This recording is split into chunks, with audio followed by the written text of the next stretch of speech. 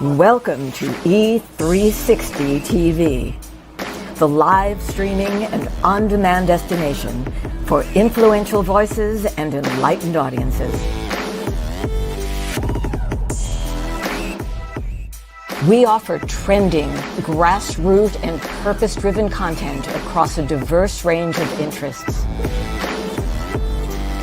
E360 TV is more than just watching programs. We offer the ability to interact with live shows connecting audiences to real, authentic influencers and storytellers while streaming to millions of devices.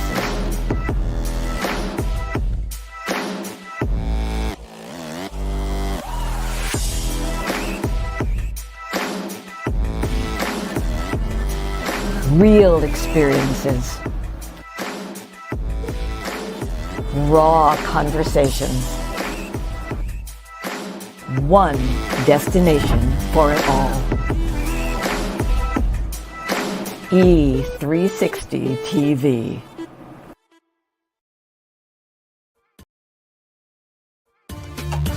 You're watching The Whole Living Show on Trajectory TV.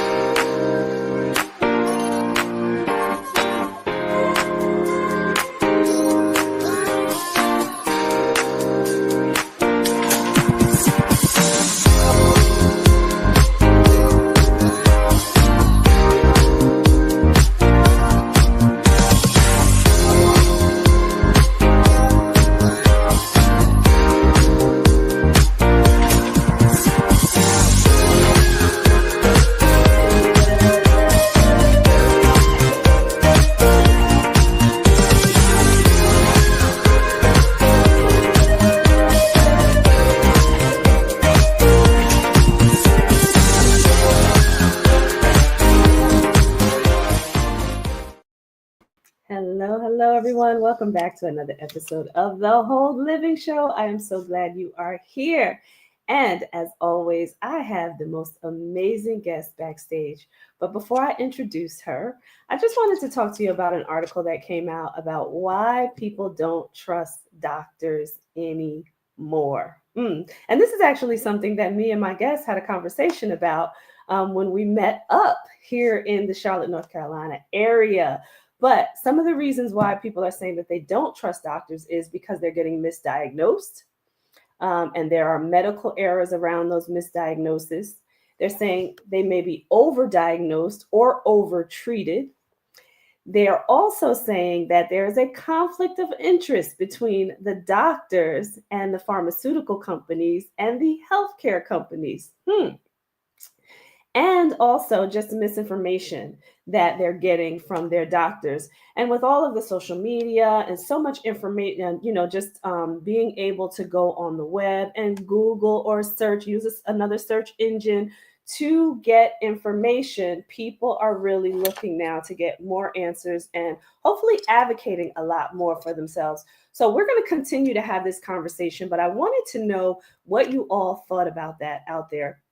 And have you had experiences? I would love for you to write in or send an email or go to our Facebook or YouTube pages and talk about, whether or not you still trust doctors, or if you've had some challenges that you've had with doctors, let us know what that is, because we're going to be talking about this over the next couple of weeks. So I wanted to mention that those are some of the reasons why, and we'll continue to get into the conversation. We're going to give an example next week right here on the show. And the reason why I'm so passionate about this is because I've had my own health journey, but more recently, I've been on a wellness journey with my son, and we've gotten a lot of misinformation and had to do some searching for ourselves and had to find different doctors. And sometimes that's what it takes to go to other medical professionals that will give you the answers that you need, or take more extensive testing if you're not getting what you feel like you should be getting from your first physician.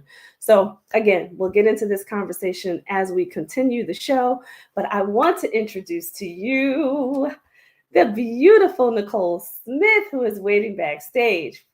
Nicole Smith is a powerhouse keynote speaker and emotional intelligence coach who ignites transformation in leaders and teams.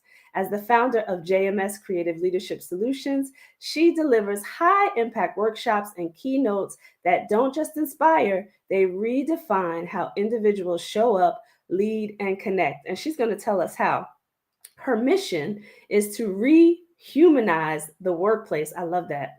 And help leaders unlock their extraordinary potential through the power of emotional intelligence. And I want you all to tell me what you think emotional intelligence actually is. With expertise spanning talent management, human resources, education, and adult training, Nicole blends cutting-edge research with real-world strategies, creating engaging, interactive experiences that move beyond theory into action. And that's what it takes to get things done, action. Whether navigating team dynamics, mastering conflict resolution, or cultivating deep empathy, her sessions leave participants not only inspired, but equipped with the tools to lead with confidence and clarity. At the heart of her work is EQ Impact, her signature, trademarked framework designed to elevate emotional intelligence from a concept to a daily practice. Nicole empowers growth-minded professionals to embark on a transformative journey of self-discovery, emotional mastery, and leadership excellence so they can thrive in every space they step into. I absolutely love what she's doing. And I think, most people out there, they don't even know what emotional intelligence is. So we are going to get into that conversation as well. But I want you to give a virtual round of applause for Nicole Smith. Woo! Hey, Tracy, how are you? Good. And I love that you came on giving yourself a round of applause. Yes, listen, what I'm going to do is I'm going to clap for myself now. That's right. I love that. I love that. So tell us a little bit about your background first before we get into this conversation of emotional intelligence. I'm so glad you asked that question. People ask me, how did you get into EQ and what is your background? And I always say, it began the day that I called the vice president of finance and ASS. I don't want to cuss on TV, but I was a young 30-year-old, and that was probably, I don't want to say rock bottom, but that was a pivotal moment for me, because I realized when I stormed out of his office and I went into my big office with the front window. And the reason why I'm saying that is because I was a human resources director, meaning I was part of the leadership team, the executive team. I was in the board meetings and so forth. And here I was acting out of character, at least what people saw, of me on a daily basis.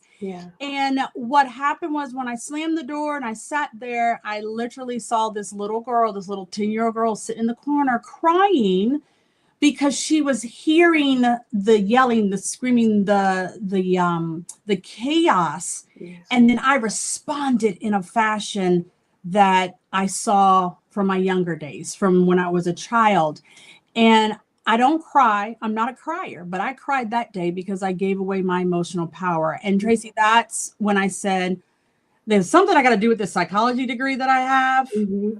And I realized it was just that. I had to help myself and others understand the impact of our behavior, specifically in the workplace, because we spend about 90,000 hours of our life there.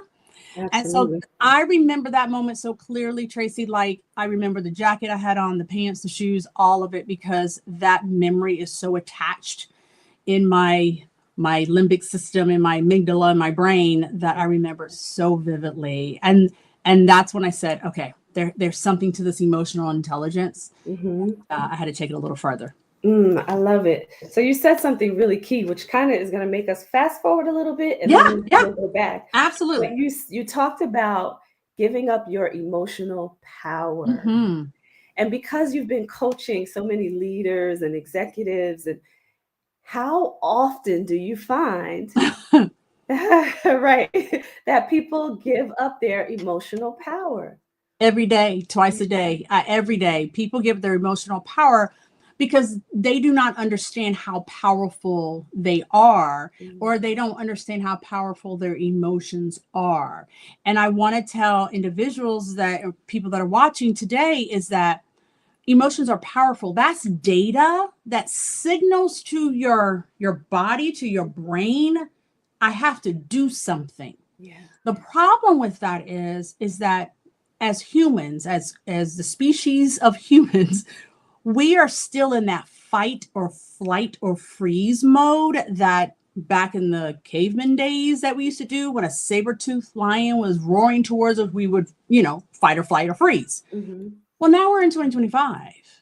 And so now when we have that data coming towards us, we can't just automatically fight. Mm-hmm. We just, it depending on what the emotion is, or what's the danger is. Yeah, we may have to run, right?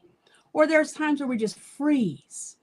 What I have found is that when people react irrationally, when they haven't taken time to pause for a minute, if they can, Mm-hmm. okay, pause for a minute and understand the emotions that are going on within their body, right? We tend to react. Mm-hmm. And that is giving away. You are now giving away your emotional power. And you're basically creating a perception of yourselves that people will always have in their mind. I can guarantee you, I can go back to the location, the organization I was working in, where I had the trouble with the vice president, and everyone will remember that day. That They moment. will Yeah. remember that moment, because that Yeah. is the perception that I gave. So now we have to sit down and think, what is the legacy that we want to leave? How do we want to show up? How do we want to walk in this walk that we're on? And understanding that you have so much power in you and your emotions. And so I say, don't give it away. Don't give it away. And as we talk further, you'll hear me say, it's okay to have emotions. Yeah. But what I don't want you to do is give away your emotional power. I love that. I love that. So I want to keep something in mind first, and then I want to go back to talk about what emotional intelligence actually is, because Absolutely. I don't think people really know. But just Absolutely. keep in mind, as you're talking, because you said so many significant things there, as you work with people, Mm-hmm. just to understand how you get them to draw back, Mm-hmm. and recognize, okay, what is my, and I love the way you said this too. You said, what is my body feeling? You Mm-hmm. didn't just say, okay, what am I feeling? You said, what is my body feeling? And I Right. remember there's another coach out there, and I won't say any names, but talked about people describing like what those feelings are. Like, Mm-hmm. do you have like a heaviness in the pit of your stomach? Do you have a headache? Do you like describe what your body's actually going Right. through? I love that you said that. So tell us what emotional intelligence is, and then talk about how you kind of get people to dial back and really recognize what's happening. Absolutely. Absolutely. So emotional intelligence. And I'm glad when people ask me what is the definition, I dive right in and I say, first of all, do not go to Google. Mhm. Okay, you're going to go to Google and it's going to tell you the wrong definition. Yeah. Here's the definition that I use with my clients. Emotional intelligence is being able to recognize, understand, and now manage your behavior that's coming from the emotions that you're feeling, or what your brain is telling you to do. Yeah. Right? Okay. The thing is you also too have to understand or recognize and understand and influence others' behavior, because where we get caught up in this is that word manage in the definition. Mhm. Because if you go to Google, I'm going to go ahead and help folks out. You go to Google, it's going to say manage yourself and manage others. Yeah. That is where we get frustrated Yeah. because we're trying to manage others. And sometimes we have to sit back and manage ourselves. So in my world, when I speak to a lot of leaders, it's not always about leading others. It's about how you lead yourself, that self-leadership. So this is where I want people to sit back and put your shoulders down and take a breath, because we are focused on you when we talk about emotional intelligence. And hopefully through the journey, right? Through the journey, you will be able to influence others in your behavior. Yeah. And the example I give to this is always a personal example. Your children. Your children are watching you. How are you managing yourself? When you get upset with customer service, when you're out in the streets and you're shopping and so forth, and someone cuts you off or somebody doesn't give you the right change back at the store, how are you now managing your behavior? And your children are with you. They're watching you. So now how can you influence them? So when they go off into the different world on their own, you know that they are being good stewards in regards to their behavior as well. Yeah. Great example. So that's how I like with EQ. And I want individuals to know that EQ right now is the foundation that you are standing on that determines how you show up every day. So I say that because I want people to understand that it feeds into how you show up. EQ, you're standing on it right now. You're standing right now. Yes. Oh, that's good. That's good. So talk about how you help people dial back. Okay. So what's interesting about me is that if you watch me on social media, on my Instagram and even LinkedIn, I give it real, right? I don't talk about a lot of theories, because you can go study the theories. And I have taken a lot of time in my education and certifications to study theory as well. But that's not what you want from me, right? So I'm going to say it just like this. How do I allow you, or how do I help you dial back so you don't pop off? I'm saying it just as you hear today, so you don't pop off at work, pop off at home, at your spouse, significant other, partner, or even children. The first thing I'm going to say to you is pause. And just saying that right there, you paused. You sat back. When I said pause, you just stopped. There's this saying that I always say, the power of the pause. A lot of people say it, so I don't want to coin it as mine, but the power of the pause. I want you to pause. I want you to process, and I want you to persevere through, keep your peace, and to keep your power. So when you pause, you are actually giving your body space to be able to gather yourself, gather your thoughts, understand your thoughts, because you can now control them. I can't say you can stop the thought coming in, but you now can control what you do with that thought. So you gather yourself, you give yourself time to process, and now you're going to be more intentional with how you move forward. It can be 2 minutes, it can be 3 seconds, it can be 2 days that you pause. Tracy, whatever the situation calls for. Right? Whatever the situation calls for. So you're going to pause, and now you can be a little more intentional in your actions. This does not mean you cannot be firm. It does not mean you cannot be assertive. You can be firm and assertive, and now how you intentionally move to get your message across. But now what's going to change is that whoever is receiving your message, they're going to receive it the way you're giving it with clarity, right? So you pause and take a breath. And you know, Tracy, in your work, there's all kinds of box breathing. There's all kinds of methods that you can use to calm your nervous system down. Calm your nervous system down. There's a reason why we say hot head or hot tempered, because when you get riled up, your body temperature rises, your brain temperature rises, and now you are, quote, a hothead. But now, how are you? Now, what is the perception that you're giving off? What is the perception given off? But I do want to put a little asterisk. there's nothing wrong with being angry. Mm-hmm. You can be angry. You have every right to be angry. Mm-hmm. But now what are you doing with that emotion? Because the emotion Yeah. is not telling you now how to act. Mm-hmm. It's data.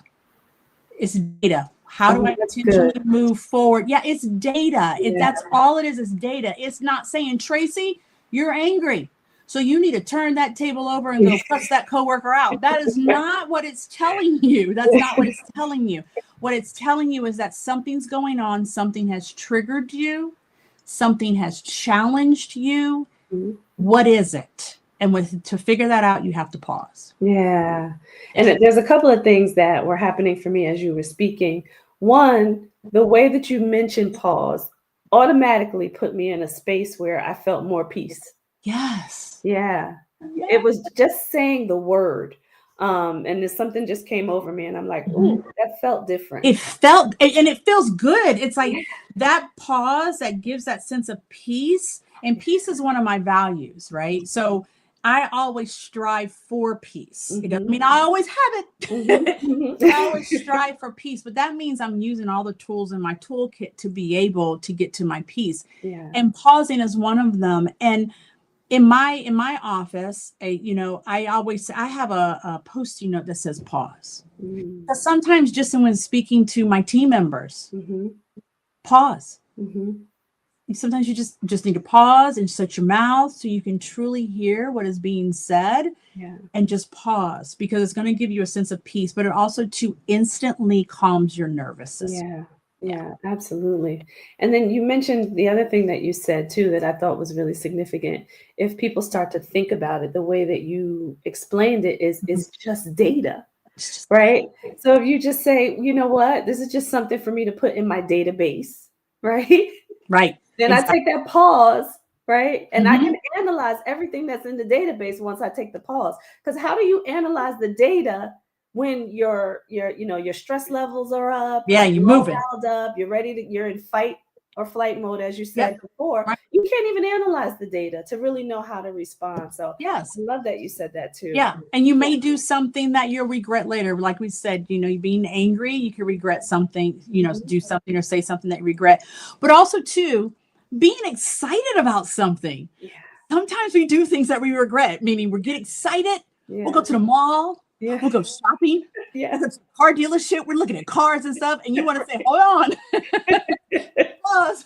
Right. Because you may do something that you regret later. So I just wanted to put it in the context of what we call an uncomfortable emotion versus a comfortable emotion. Uncomfortable being angry, comfortable being excited. It can go both ways on the emotional spectrum there. Yeah. And thinking about the health aspect of that, right? Your cortisol levels, the stress levels, right? That stress hormone goes up no matter if you're excited or if you're angry, right? Yes. And it all feels the same. It doesn't pause right there, right? It doesn't feel the same way, but your body's response is the same, right? Yes. So you made a good point. I'm glad you said that. Your body does respond the same. And if we were to sit back, it feels the same too. What's in there is this, our mind. Yeah. Our mind is saying, I'm angry. Yeah. So the sweaty palms, my heart palpitating, I'm getting my temperature rising because I'm angry. But also too, when you're excited, your palms get sweaty, your stress level can go up and your body temperature can go up too. Yeah. It's just your mind is saying this is a good feeling versus angry going, I don't like this feeling. Yeah. So it's just that it's all in the mindset. This is why I say when people ask me when I go on stage, are you nervous or excited? Like, aren't you nervous to go speak on stage? I said, no, I'm excited. Yeah. Because it's what my mind is telling my body. Yeah. And see how you just change the language, right? It makes a big difference. It makes a big difference. Absolutely. Absolutely. So, wanted to ask you this question too. In your experience, how does emotional intelligence transform the way leaders engage, like with their teams, with their higher ups? How do they become successful engaging with their teams? With their teams. when you maximize your emotional intelligence, it does shift your leadership style. It does shift your mindset from being just a transactional approach to now a more transformational approach. So if you just full stop right there, you're transactional with your team. It's just, I give you something, you give me something back. I take something from you, you take something from me. It's just transactional. And there's really no trust there. There's really no empathy there. And so if you make it more transformational, you automatically engage that growth mindset. You automatically engage as a leader, possibly some coaching that you have in you, being able to give positive feedback.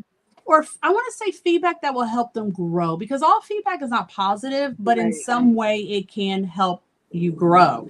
And so, so we want to make sure that leaders who develop that strong EQ, that we're moving beyond just managing tasks, because we have those leaders that were good at doing the widgets and doing the task, and now they're in leadership.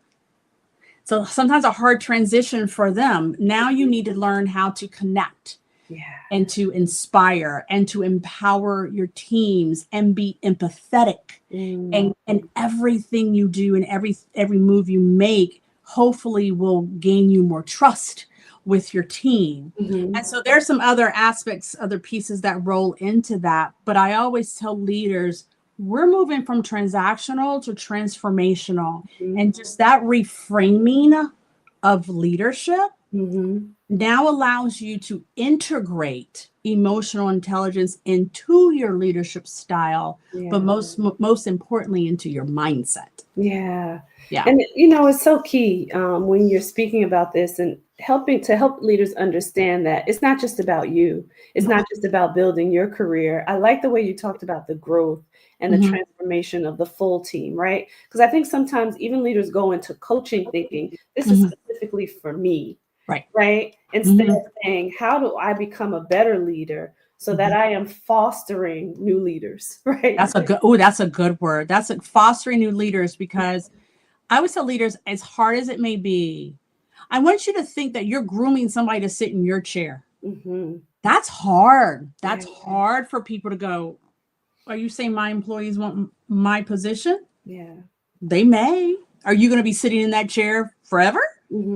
But the thing is knowing that if you as a leader were to get that next opportunity, senior VP, C-suite, or whatever it may be, you got somebody on your team that can keep your legacy, keep what you have implemented, keep all that goodness that you implemented as a leader, keep it running.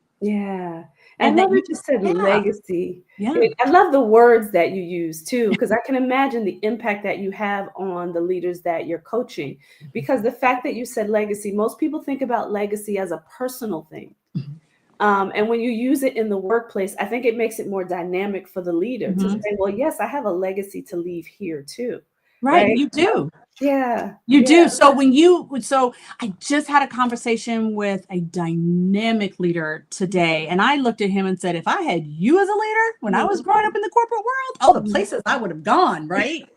but he, he said, I want to be that leader that they can come to and trust me in regards to helping them in their career, right? And I said, when you leave the room, what do you want them to say about you?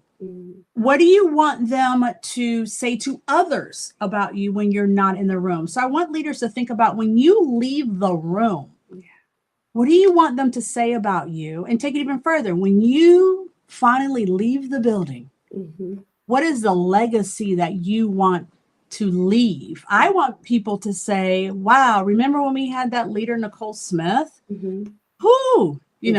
She was sassy sometimes, and she was a disruptor sometimes, but man, she got it done, right? And I have to say, to this day, I still have former employees that text me, call me, or even communicate with me on social media because they need some advice, some coaching, or whatever they may need. And I'm here for them. And that warms my heart when they do that. I always thought of it when I was in corporate as like, they were almost like my children, right? So I needed to foster, the next generation. That's how I Right. looked at it, instead of it being just, okay, they're my staff, Right. we have to get this job done. No, Mhm. it's, you want to make sure that the next level takes over and does even better than you did, right? App does even better. That's Yeah. exactly, do better. There's no jealousy. There's Mhm. no job security as in I got to hold on to things. I'm grooming you for that next position. And even here's better yet. If my employee says, I got a better opportunity to go, whether it's internal or go external, but I got a better opportunity. The first thing I'm going to say is this new opportunity going to challenge you? Are Mhm. you going to be able to use all your strengths that I know you have Mhm. in this next opportunity? And Yeah. I want them to shake their head and go, oh, yes, oh, yes. Because I had a part of that. Yeah. I had a part of that for you to feel bold and courageous enough to get that next level. Mhm. Because we all know people don't leave because of money or position. They leave because of managers. Yes. And I don't want anybody leaving because of me. I Mhm. want them to leave because I helped groom them for their next. Let's Yeah. leave it at that, for their next. Yeah, Absolutely. absolutely. Absolutely. Yeah. Oh, so we're going to take a quick commercial break. Everyone stay tuned. Do not go anywhere, because this conversation is so good. It really Love it. is. All right. So we'll be right back. Stay tuned.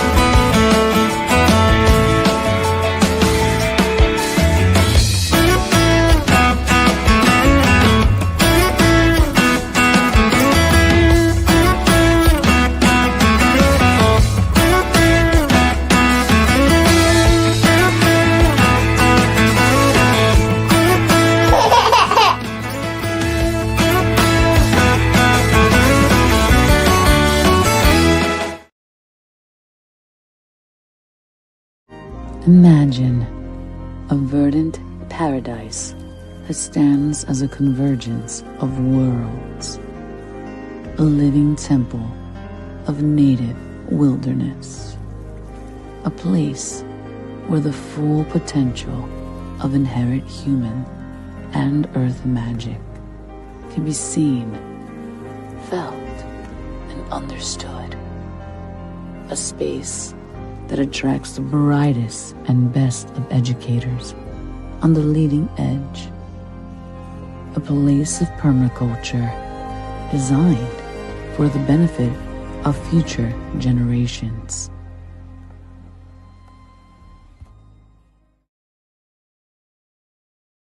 All right, and we are back, and we are not going to delay. I'm going to bring Nicole Smith in. We are talking about emotional intelligence, and the conversation was so good. If you missed the first 30 minutes, you want to make sure that you go back and you watch this conversation. So I have to ask you, right, because this is the whole living show, Mhm. right? And everything really affects health, right? Yes. So, in terms of emotional intelligence, like, how do you integrate that into thinking about a healthier lifestyle, having that work-life balance, even? How do you incorporate that into this? If you do this, right, Mhm. this, Mhm. this will help you in other areas of your health. Oh my goodness. Number one, stress. Yes, yes. That stress, as we spoke about in the first 30 minutes, that cortisol, trying to bring that down. Now, I'm not going to say I am perfect at it. Yes, there are some very stressful days. There are times where, some days are harder than others, but like I said, I have tools in my toolkit to help me get back to that peaceful state. One Mhm. of the main things I talk to individuals about, or clients, or even groups and organization, is, what is triggering you to feel that way? Why did that bother you? Yeah. And so when you think about it, you sit back. I mean, I've had this conversation even with family members. They'll call me and want to talk about stuff, and I'll go, why does that bother you? Because I just can't wrap my arms around it. However, it does. Yeah. So I don't dismiss their feeling or anything like that. But come to find out, there might be some triggers in there that stems from childhood. It stems from a previous experience and so forth. So I take that into account. But it does bring me such a sense of peace to know that literally I'm controlling the things I can control. Yeah. And letting the other things go until I have to quote worry about them. Tracy, I try to stay present. Yeah. I try to get my clients to stay present, and that helps them stay mindful. And some people have different definition of what present means, meaning like put your phone away and don't take selfies. And when you go somewhere, be in the moment. Well, sometimes people like to take pictures. They like to capture those memories. Yeah. So do that if that brings you peace and keeps you happy. Yeah. But be mindful of where you are and your surroundings. And are you truly feeling joy with what you're in? Yeah. And even in the workplace, understand what's triggering you. Why did you react that way when someone said whatever they said? Why did you roll your eyes? What's with the body language, right? I want to say, as you continue to maximize your emotional intelligence and you start practicing it, you are intentional with how you react, what you respond to, intentional with your words. You become a little better at reading the room or reading your surroundings and understanding, how in tune do I need to be with what's going on here? Yeah. I have to say the biggest thing for me personally is not reacting to the things that I used to react to, because if it does not fit into my values and how I want to show up in those values at that time, I'm not going to let it stress me out. Yeah. And that's probably about 85% of the time, because I want to keep it real to who's viewing that you're not going to be skipping through the daisies 100% of the time. All the time. It just does not happen. In fact, I'm going to be the one behind you with the machete cutting down your daisies, because I want to see how you are going to respond to that, right? Because we show up in our best selves when we're stressed out. So, but it's just, breathing exercises. And Tracy, some of these things sound so simple, but there are times where I have caught myself holding my breath. I'm holding my breath, and you know what that does to your body. And your shoulders are sitting up to your ears, as they say. And there are times where I just get up, I walk away, take a walk, and I literally can feel my shoulders come down. I get a breath of fresh air. And what you're telling your brain as well is take a break. Yeah. Take a break. Yeah. And do you know, sometimes when you come back, you're a little more productive, you're a little more efficient, or you figured out what was wrong that you were stressing out about. You figured out a plan to move forward. Yeah. So there's different methods you can use, but with me practicing it every day and being very intentional, it works. And one of the things that I didn't mention was the power of no and boundaries. Absolutely. That's a whole nother segment. You'll have to come back for that one, because that's a whole show by itself. No, and your boundaries. And I have to say, it's something that I do practice every day. And I celebrate when I have protected my boundary with my family, as well as boundaries within the workspace as well is crucial. Yeah. Something so key, right? Practice. You use the word practice. I love that, because it gives people permission to understand that every day is not going to be perfect. And you can always start off right here in this moment, practicing again, right? Yes. That's why I coined my coaching is a reset, right? And I always tell people, like, you have the opportunity to reset. So forget about, what happened, the moment before, because all you have is right now, and now it's time for you to reset.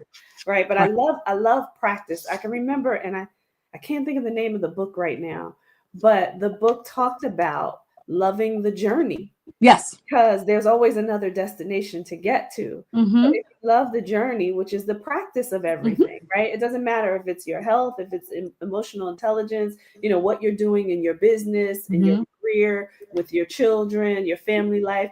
Everything is a daily practice, and you have to love the journey because you have to continue, right?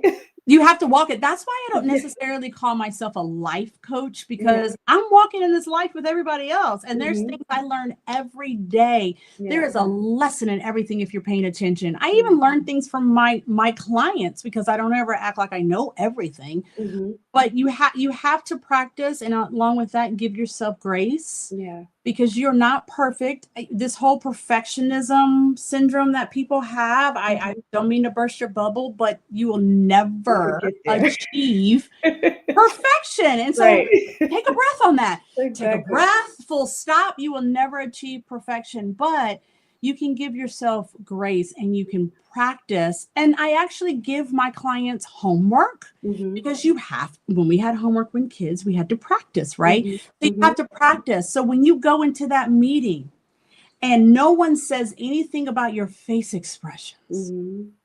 no one says anything. Normally people call you out about your face expressions, but today they did not. That's a win. Mhm. You were practicing your body language, feeling your body and feeling your body language, and becoming a little more grounded. And grounded means even feel your pinky toe, Mhm. feel your body. And if you did not like give I want to say an odd face expression or anything that maybe offended someone, Mhm. that's a win. Continue practicing that. Yeah. Continue practicing when your spouse says something to you and you don't say anything right away. Mhm. And your spouse will look at you and go, "Do you have anything to say?" And you say, "No, I'm waiting for you to finish." Mm. Yeah. What? Give yourself an applause for just Yeah. winning in that. And it gives you so much peace. And listen, when your spouse says, "Well, what is that about?" You just simply say, "That's called growth." I love it. I love it. Called growth. But that goes back to like the breaks that you talked about taking, Mhm. right? It's the pause, it's the Mhm. breaks. I love that. I always tell people when it comes to like health and wellness and when they're looking to like change their workout habits, or I Mhm. have this thing where I tell them do intermittent exercise. Like if you have it doesn't matter if you're in an office or if you're at home, because you talked about take that break, take a walk. That's a portion of it, right? That's intermittent exercise. Mhm. Or Mhm. do 10 squats in the bathroom if you have to, but something that's going to give you some peace and allow Mhm. you to get your blood circulating and Yes. allow you to breathe, right? And just start Breathing. to do those things that'll help you just live and Absolutely. feel healthier. Yeah. Absolutely. And one of the things we didn't talk about, or in regards to relieving your stress, is exercising. So to your point, exercising, I'm in the gym Yeah. 4 or 5 times a week if my Yeah. schedule will allow that much. But Yeah. exercising, and then what happens is, I want to say about that 21st day, Mhm. when you don't go exercise, you start actually feeling funny. Your body's like, Mhm. wait, hold on, we're supposed to be doing something. And I'm trying to find every place in my schedule to go do something, Yeah. right? In your body, but also too, my friends. After that 21st day, I want to say it's about 4 weeks, you start to notice the change in your physical appearance. But Mhm. in about 6 weeks, other people start to notice. And the reason why I bring that up is because we want people That to feels notice, good. right? That's right. We want people to notice and say, "Hey, girl, you look good." And I go, "I know, right?" That's right. That's right. Right. So so there's all sorts of benefits from that exercising besides just releasing stress. But I want to say number one is relieving that stress and that inflammation within your body. Yeah. And that also too calms your nervous system. Yeah, Absolutely. absolutely. Yeah. Yeah. And I love that there's another key thing that you just did where you said, I do, right? I I always do. tell people to celebrate themselves, no Yeah. matter how small they think, the accomplishment is, Mhm. right? To celebrate it, Right. take a moment to just celebrate that I did something that moved me towards that growth that you're Yes. talking about, that allowed me to progress. Absolutely. And I can give an example where EQ fits in that in regards to how I reacted or Mhm. didn't react. And this Mhm. is where I say, when I say react and respond, the difference is I want you to respond appropriately versus reacting irrationally. So that's where my difference comes in how we respond versus how we react. And you can just hear the two differences just when you say the words, right? So I had a little issue with a vendor that I'm working with in regards to some tools I use within my business. And so basically I had to learn this new tool on my own.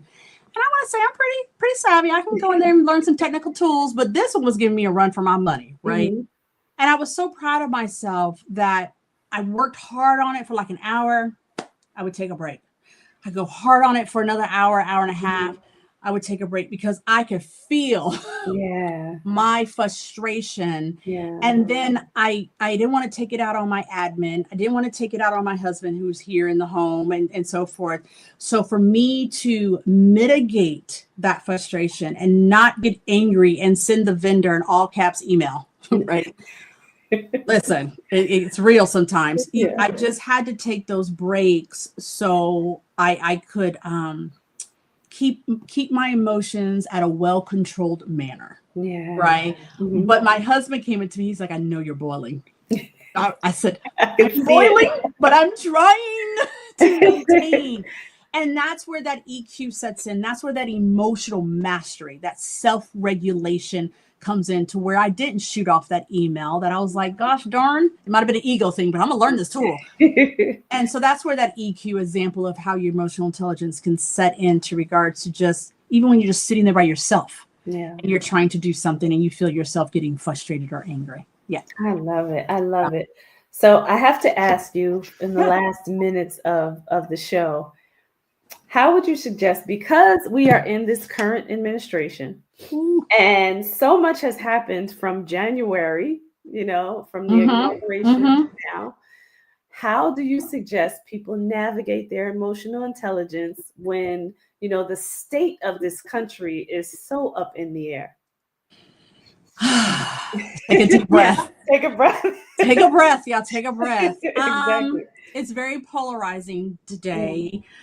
Trust me, I turn on the news in the morning and I get my first 30 minutes of Good Morning America, and I got to get to stay informed. I hear people say, well, I'm not looking at, media outlets because it'll get me riled up. Well, it'll get me riled up if I don't know what's going on. So I get my first 30 minutes. My husband and I have a banter. We say things to each other because he's my emotional safe space. I can say things to him and he knows how I normally would respond if it was out in public versus if it was just me and him. So we have each other's, we know each other's, that we are each other's emotional safe space. So number one, have an emotional safe space that you can go to voice how you are feeling today. What I do not want you to do is go onto social media and give some scathing comment in a post. Now, I have responded to post, but what I'm not going to do is go back and forth. I'm going to be very kind in my post because I don't know this person, I'm responding to. But what I don't want people to do is go into social media and react, because that is lack of impulse control, which is a competency in emotional intelligence. Okay. So find that emotional safe space, whether it's your spouse, your best friend, whoever it may be, to where you can voice, quite frankly, your anger that you may have about everything that's going on, your frustration and how it's going to impact you. As within the workplace, as a leader, it is your responsibility to maintain that psychological safety.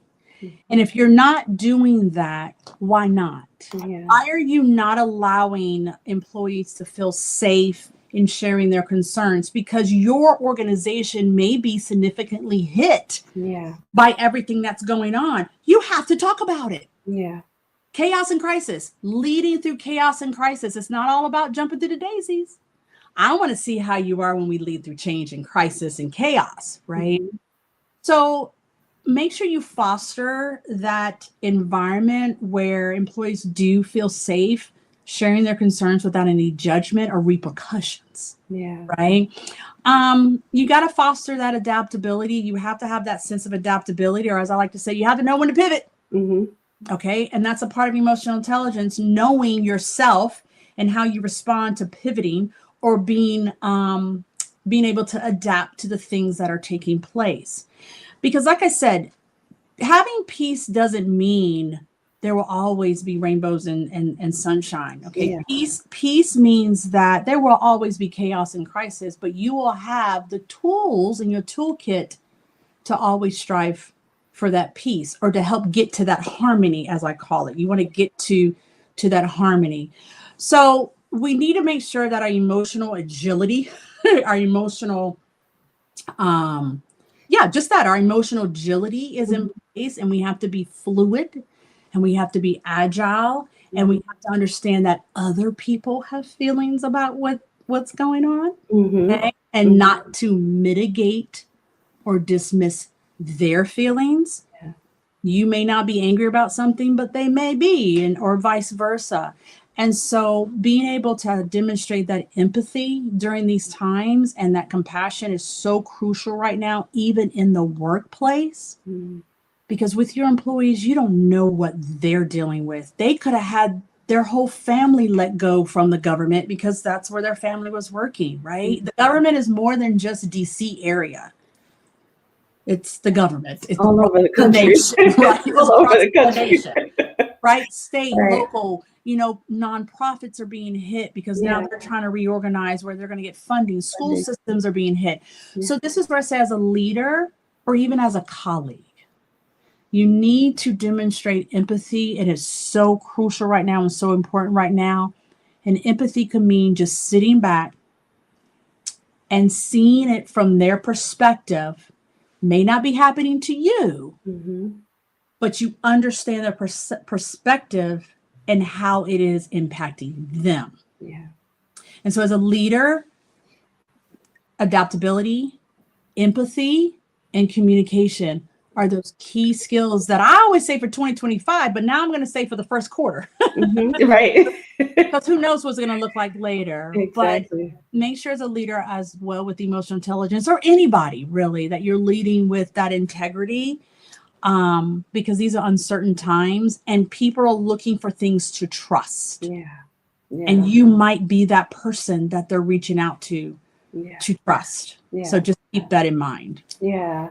And I'm just going to add one little thing to that is just don't take everything at face value, right? Absolutely. Because, you can get in an uproar based on what you're seeing or reading via either, mainstream media or social media, but you can't take everything at face value. So if you want to calm your fears, right, do a little homework, do a little research, and find out a little bit more about what's going on versus just being reactive, as you used that word before, right, to what you're seeing. So, we want to make sure that you're staying healthy out there. If you are a leader or a business owner who is looking to increase your emotional intelligence, have more of an impact on your teams, I want you to reach out to Nicole Smith. So we're going to give you her information here. We have her website here. It's thenicolefsmith.com. Make sure that you reach out to her. We can put this on the show page as well, but I wanted to give it to you here.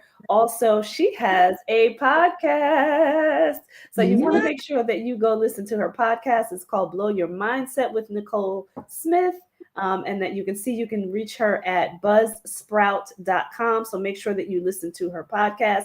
You need more information. This is the place to go get it. Take a listen.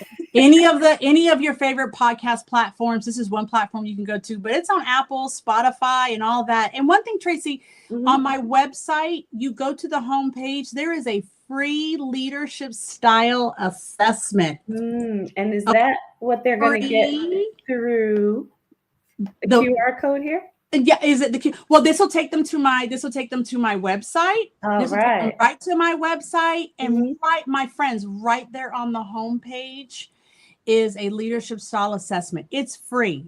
I no strings attached. It is free because if you want to show up as the leader you desire to be, right? You need to understand your leadership style. And then that's where we start then integrating that emotional intelligence. So go out there and take it. I can't wait to see everyone, all your results come through. You'll get your results immediately though.